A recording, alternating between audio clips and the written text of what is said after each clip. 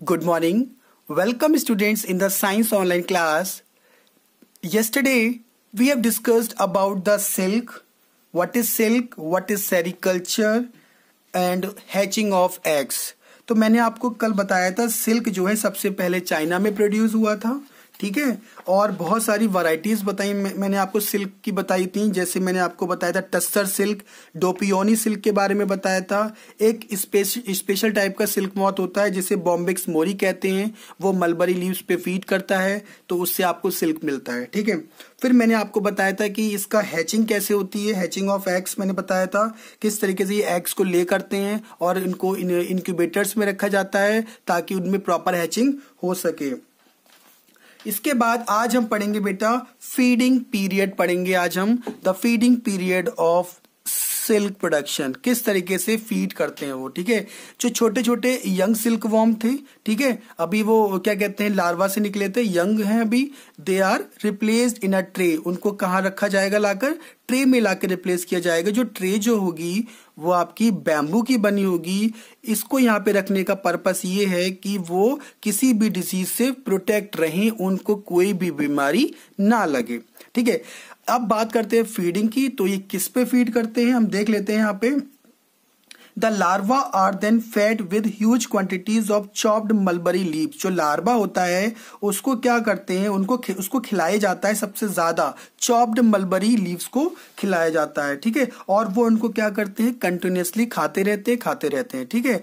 और वो क्या करते हैं, द लार्वा में ऑल्सो फीड ऑन लेट्यूस और ओसेज ऑरेंज। तो वो चॉप्ड मलबरी लीव्स पे भी फीड कर सकते हैं, या फिर अगर उनको लेट्यूस या फिर ओसेज ऑरेंज को देंगे तो उस पे भी वो फीड इजिली कर सकते हैं। अब बात आती है वो कितना खा लेते हैं, तो eat almost 50,000 times of its initial weight. Starting में जो उनका वेट था वो अपने वेट के 50,000 टाइम्स ज्यादा खाते हैं अपने उस पीरियड में। सोचिए कितना खाते हैं, बहुत खाते हैं। खाएंगे तभी ग्रो करेंगे, सिंपल सी बात है ना। During this time they grow by almost 70 times, ठीक है। इस टाइम वो क्या करेंगे, वो 70 गुना उसमें क्या कहते हैं ग्रो कर जाते हैं। शेडिंग देयर स्किन 4 टाइम्स, इस 70 बार में, ठीक है, 70 गुना वो बढ़ गए हैं, उसमें क्या करते हैं वो 4 बार अपनी स्किन को शेड करते हैं, ठीक है। For about 6 weeks the silkworm shows a great appetite. 6 week पूरे जब गुजर जाते हैं उसके बाद उनकी भूख यानी एपेटाइट और ज्यादा बढ़ जाती है। एंड ईट्स ऑलमोस्ट कंटिन्यूसली, और वो बराबर खाते रहते हैं। अब यहाँ पर मैं आपको दिखाना चाहता हूँ इस तरीके से, ये डायग्राम है, आप देख लीजिए, इसमें आपको पता लग जाएगा। ये छोटा सा यंग सिल्कवॉर्म है, ये लीव्स के ऊपर क्या कर रहा है, फीडिंग कर रहा है, ठीक है। इससे पहले मैं आपको लाइफ साइकिल बताना चाहता हूँ सिल्क मॉथ की, तो ध्यान से देखेंगे बेटा। ये आपकी लाइफ साइकिल है सिल्क मॉथ की, ठीक है। अब देखिए ये मलबरी लीव्स के ऊपर इन्होंने एग्स ले करे, ठीक है। इसके बाद ये कन्वर्ट हो जाता है आपका हैचिंग के बाद, ठीक है, लार्वा में, ठीक है, लार्वा हो गया आपका ये। इसके बाद इसको बहुत सारी फीडिंग कराएंगे, ठीक है, इसको बहुत सारे मलबरी लीव्स खिलाएंगे हम, ठीक है। इसके बाद ये कन्वर्ट हो जाएगा पूपा में, ये पूपा में कन्वर्ट हो गया, और ये पूपा में कन्वर्ट होने के बाद वो कंटिन्यूसली खाते रहेंगे, और खाने के बाद फिर वो आपके जाकर एडल्ट सिल्क मॉथ में कन्वर्ट हो जाते हैं। तो ये एक छोटी सी लाइफ साइकिल है सिल्क मॉथ की, जो आपको अपनी कॉपी में प्रैक्टिस करनी है, ये बहुत इंपॉर्टेंट है बेटा, ठीक है। हम बात कर रहे थे कि वो 6 वीक्स तक वो बढ़ते रहते हैं, ठीक है। उनमें बहुत ज्यादा भूख लगने लगती है, वो लगातार कंटिन्यूसली खाते रहते हैं, ठीक है। इसके बाद it stops eating after this period. अब ये पीरियड जब गुजर जाएगा इसके बाद ये खाना बंद कर देते हैं, और वो साइज में 3 इंच तक ग्रो कर सकते हैं। They grows about 3 inches.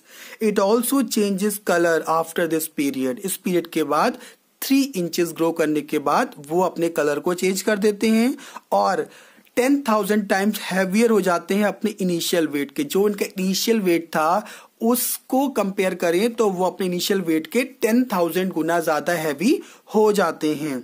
The silk worm is now ready to spin. अभी आपका सिल्क वॉर्म कंप्लीट हो गया है, रेडी हो गया है। अब ये स्पिनिंग प्रोसेस के लिए यानी कॉकून्स को, सिल्क जो कॉकून है उसको स्पिन करने के लिए तैयार है। ठीक है, तो ये इस तरीके से आज का हमारा टॉपिक था द फीडिंग पीरियड। इसके बाद हमारा कल जो हमारा जो टॉपिक आएगा, जो भी मंडे को जो टर्न आएगा उसमें जो हमारा टॉपिक होगा वो होगा स्पिनिंग ऑफ कॉकून। अब हम देखेंगे किस तरीके से जो सिल्क कॉकून है उसकी स्पिनिंग ये सिल्क वॉर्म किस तरीके से करते हैं। इसके बाद हम पढ़ेंगे रीलिंग ऑफ द फिलामेंट। ठीक है, तो ये हमारे कुछ छोटे छोटे टॉपिक्स हैं इस चैप्टर में जो आपको रिवाइज करते रहना है, बिकॉज ये चैप्टर थोड़ा सा कॉम्प्लिकेटेड है। इसको स्टेप बाय स्टेप है, आपको इजिली समझना है। ठीक है, तो आई होप आज का ये टॉपिक आपको अच्छा लगा होगा। So please keep on learning these topics and keep revising. Thank you.